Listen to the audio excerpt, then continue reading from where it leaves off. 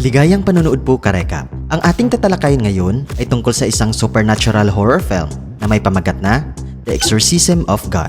Kaya sit back, relax, at simulan na natin.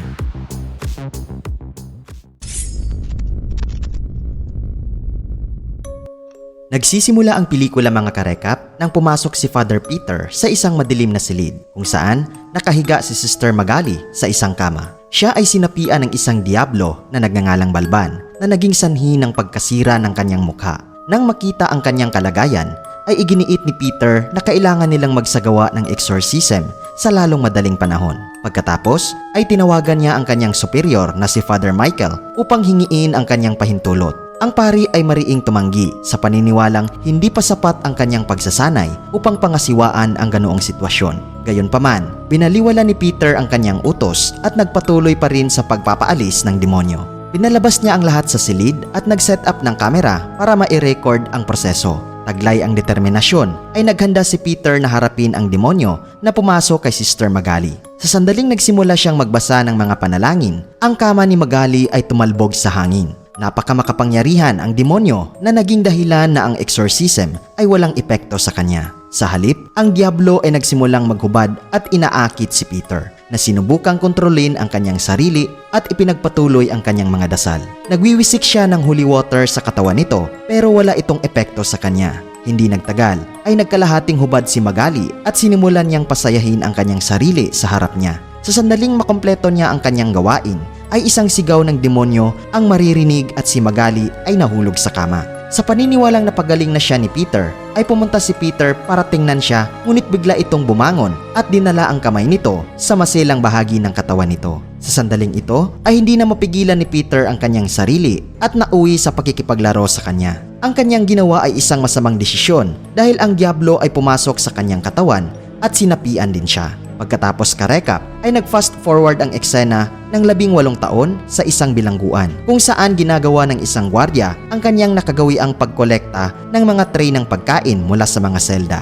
Ngunit nang makarating siya sa isang selda ay isang nakakagimbal na sandali ang bumungad.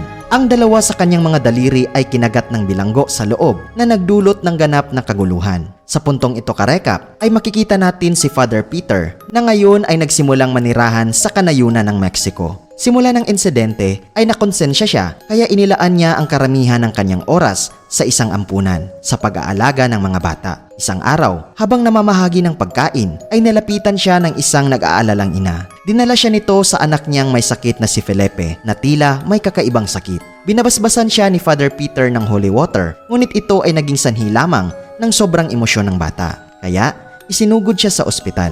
Pagkatapos, ay sinuri ni Dr. Nelson si Felipe at isiniwalat na 4 na bata na ang namatay sa parehong sakit. Ngunit walang nakatukoy sa sakit o lunas nito.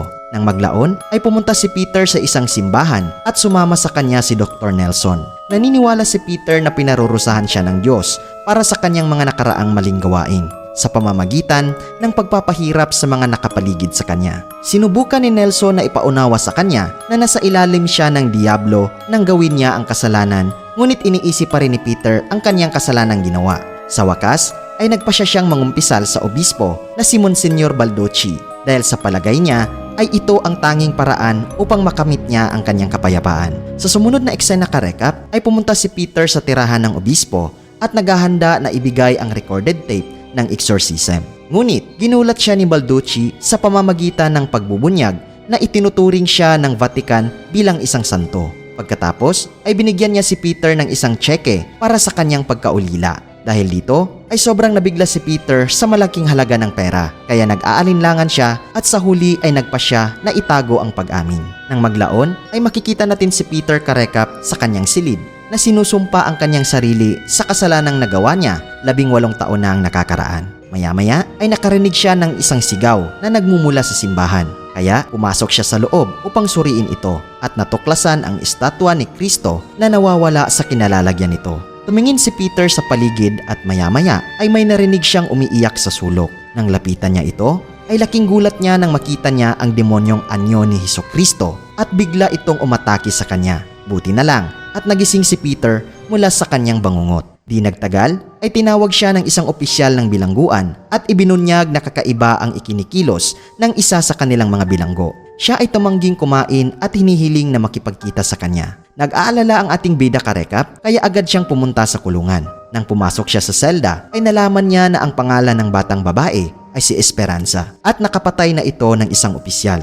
Nang makita ni Peter ang kanyang mukha ay napagtanto niya na wala siyang sakit kundi sinapian ito ng demonyo. Pagkatapos, ang babae ay nagsimulang magsalita sa isang nakakapukaw na paraan tulad ng ginawa ni Magali 18 taon na ang nakakaraan. Ibig sabihin, siya ay walang iba kundi si Balban. Nang maglaon, ay dumating doon ang ina ni Esperanza at ipinahayag niya ang kanyang sarili na si Magali. Pagkatapos, ay ibinunyag ni Magali na ang babae sa loob ng selda ay anak din ni Peter. Hinihimok siya ni Magali na iligtas siya kung talagang gusto niyang makawala sa kanyang pagkakasala. Pagsapit ng gabi, si Peter ay muling pinahihirapan ng demonyong anyo ni Hesukristo na nagsimulang sumakal sa kanyang pagtulog. Pero kahit papaano ay nagawa niyang gumising at pakalmahin ang sarili. Kinaumagahan ay pumunta si Peter sa ospital kung saan nalaman niya na pumanaw na ang kawawang si Felipe. Siya ang ika-5 biktima ng kakaibang karamdaman, ngunit wala pa rin kaalam-alam ang mga doktor sa pinagmulan nito. Nang maglaon, ay nakipagkita si Peter kay Balducci at iniharap sa kanya ang ulat tungkol sa kalagayan ni Esperanza. Humihingi siya ng pahintulot na magsagawa ng exorcism sa kanya. Hindi lang oo ang sinabi ni Balducci, kundi nagpatawag din siya ng isa pang pari para maalis nila ang demonyo sa lalong madaling panahon. Pagkatapos, ay ipinakita sa atin karekap si Father Michael na dumating sa Mexico upang tumulong sa pagpapaalis ng demonyo kay Esperanza. Napag-alaman na isa siya sa mga pinakamahusay na exorcist sa mundo at ang tanging tao na naunang tumalo kay Balban. Noong gabing iyon ay hindi na makayanan ni Peter ang kanyang kasalanan kaya sinunog niya ang tape recording ng exorcism ni Magali. Sa pamamagitan ng isang flashback ay nalaman natin karekap na siya ay talagang sinapian ni Balban nang maganap ang insidente. Napilitan siyang makipagtalik kay Magali at nabuntis ito. Ngunit kahit papaano ay nagawa ni Peter na maalis ang demonyo sa pamamagitan ng paulit-ulit na pagsambit ng pangalan ng Diyos. Sa kasalukuyan ay ipinagtapat niya kay Father Michael kung paano niya nakikita ang isang demonyong bersyon ni Hesukristo. Kahit anong pilit niyang makatakas ay hindi niya ito magawa.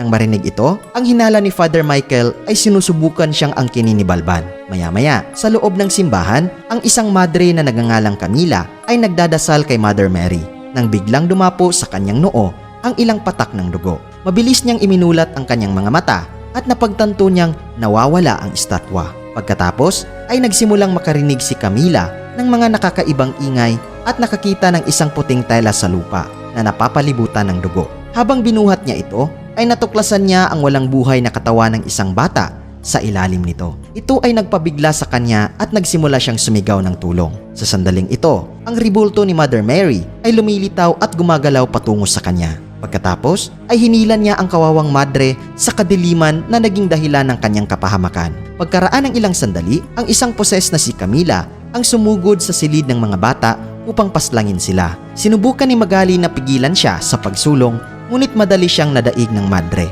Sa kabutihang palad ay narinig ng mga pari ang kaguluhan at nagmamadaling iniligtas ang mga bata. Mabilis nilang ginamit ang kanilang mga banal na kakayahan at kahit papaano ay pinalayas nila ang demonyo sa katawan ni Camila. Sa sumunod na eksena karekap ay binisita ni na Michael at Peter ang kulungan at hinarap si Esperanza. Sinisikap nilang makipag-usap sa kanya para mas marami silang malaman tungkol sa demonyo. Gayunpaman, interesado lamang si Esperanza na makipag-usap ng marumi kay Father Peter. Pagkatapos ay ginamit ng dalawang pari ang kanilang pinagsama-samang mga panalangin para talunin siya, ngunit ikinagalit lamang ito ni Esperanza. Siya ay kumalas mula sa kanyang mga tanikala at naglunsad ng isang pag-atake kay Father Michael at kinagat ang kanyang tainga. Ngunit bago pa siya makagawa ng higit pang pinsala, ay tinurukan siya ni Dr. Nelson ng pampakalma na nagpapatumba sa kanya. Dahil sa pangyayaring ito, ay seryosong nakipag-usap ang mga pari sa warden. Iginiit nila na kailangan nilang magsagawa ng exorcism sa loob ng silda ng bilangguan at para doon ay kailangan nilang ilikas ang buong lugar. Gayunpaman, tinanggihan ng warden ang kanilang kahilingan dahil mayroon silang ilang lubhang mapanganib na mga bilanggo doon.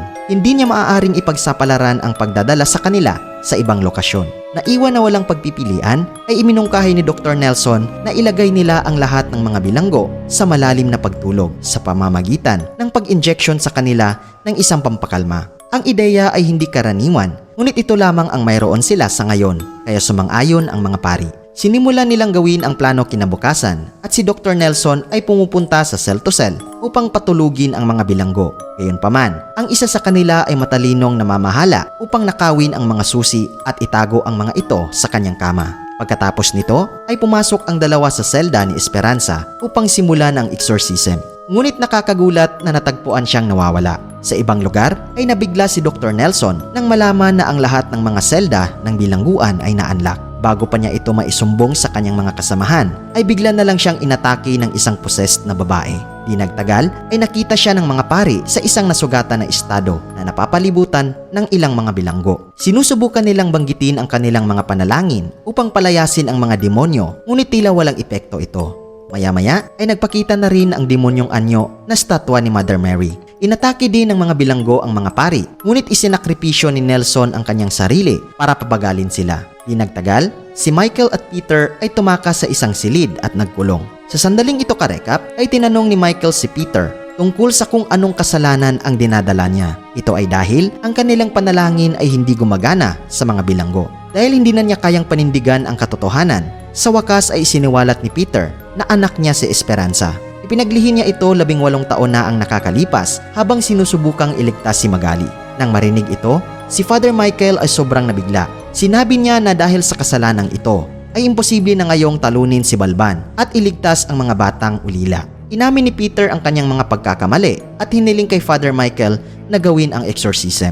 Gayunpaman, ibinunyag ng pari na hindi niya ito magagawa dahil sa huling beses na natalo niya si Balban ay talagang ipinagpalit niya ang kanyang kaluluwa sa kanya. Pagkatapos, si Father Michael ay tumigil na sa paghinga dahil sa pinsala na kanyang natanggap. Ngunit nagbigay ito ng huling payo kay Peter na huwag siyang makipag-deal sa demonyo. Sa sandaling iyon karekap, ang mga inmates ay pumasok sa pintuan na nag-udyo kay Peter na tumakbo palayo doon. Nagkulong siya sa isa pang silid at nagpasya sa wakas na aminin ang kasalanang nagawa niya 18 taon na ang nakakaraan. Pagkatapos ay ine-record niya ang kanyang sarili at ipinadala niya ang video kay Baldocci. Pagkatapos ay lumabas si Peter sa silid na may panibagong determinasyon at hinarap ang mga bilanggo. Lumilitaw na siya ay naging mas malakas kaysa dati at matagumpay na nasupil ng kanyang mga panalangin ang mga demonyo. Ang demonyong si Jesus ay biglang nagpakita, ngunit pinamamahalaan ni Peter na ibagsak din siya. Nang tila nagwawagi na siya, ay sinalakay siya ng isang bilanggo mula sa likuran na naging dahilan upang mawalan siya ng malay.